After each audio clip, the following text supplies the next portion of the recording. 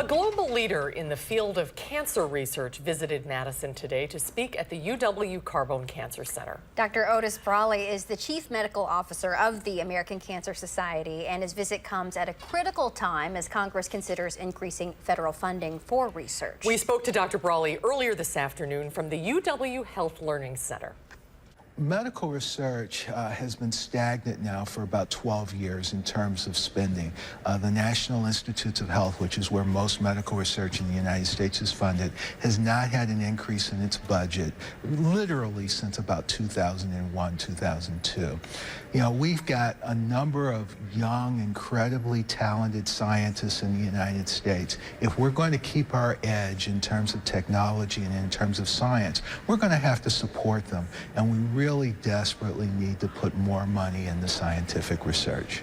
What will it mean to the UW Carbone Cancer Center? How is the research that we're doing here in Madison impacting cancer treatment and diagnosis? Well, first I have to tell you that you have one of the best cancer centers in the country and quite honestly the world.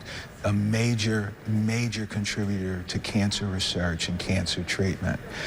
This cancer center, like all the major first-rate cancer centers, has been hurting because of lack of funding. We've got lots of young people who are in their 20s and 30s who are trying to get their first grants or having difficulty.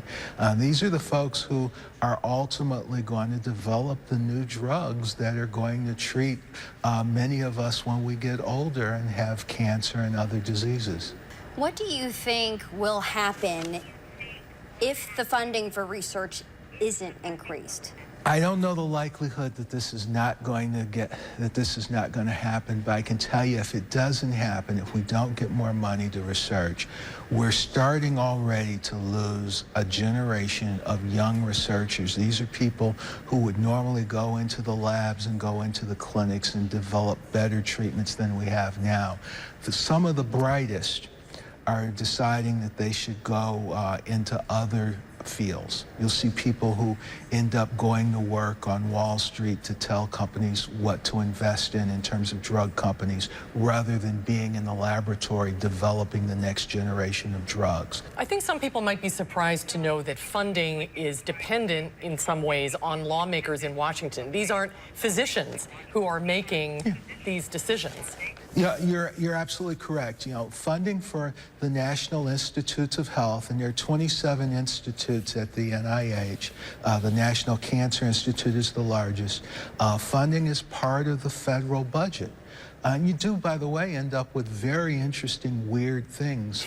For example, I see a lot of people who want more money spent on breast cancer research.